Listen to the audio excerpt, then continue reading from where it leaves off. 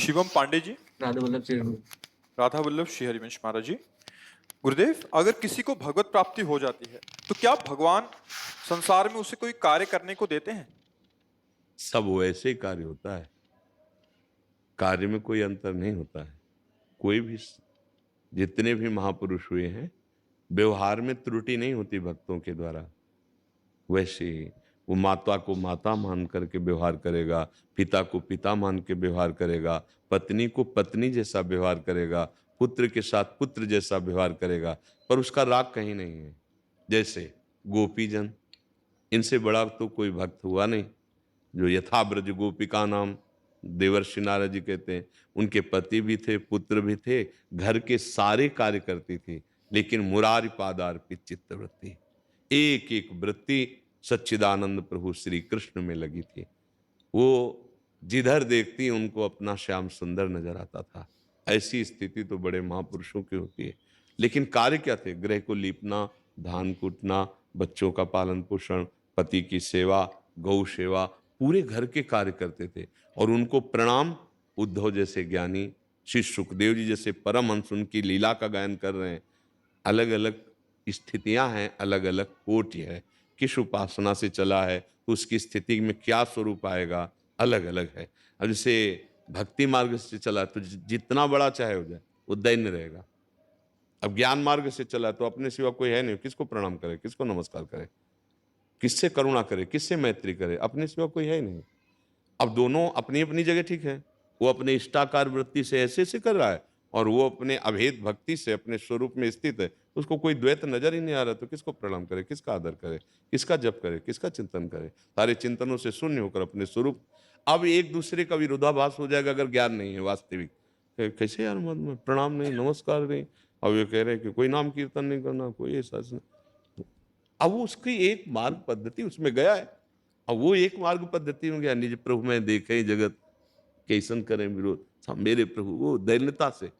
और वो अहम ग्रह उपासना अपने स्वरूप में स्थित है, वो भी सत्य मार्ग है, सत्य स्थिति है। क्या प्रश्न है तुम्हारा?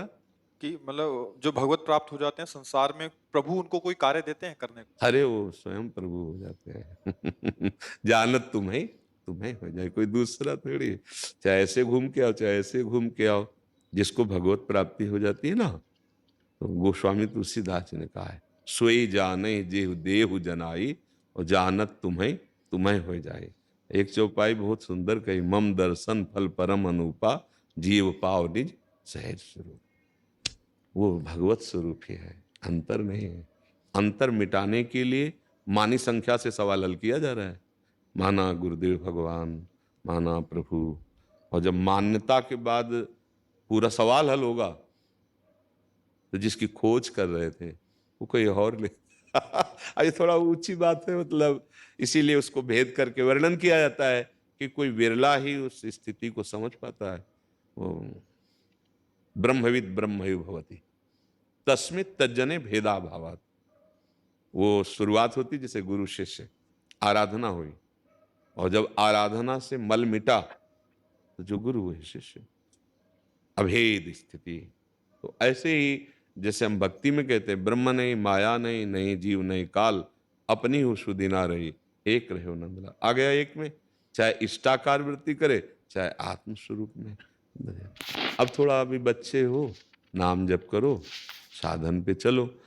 अब जैसे हम कक्षा 1 में पढ़ते हैं और डिग्री की बात पूछें तो बस केवल हाँ ही हाँ करते रहे, क्योंकि डिग्री की समझ कैसे आएगी। पर प्रश्न है तो उसका उत्तर है। वैसे मुझे लगता है नाम जप करो, अच्छे आचरण करो, सदग्रंथों का स्वाध्याय करो, और सतमार्ग के संतों का श्रवण करो। अगर सतमार्ग का संत नहीं तो भ्रमित कर देगा।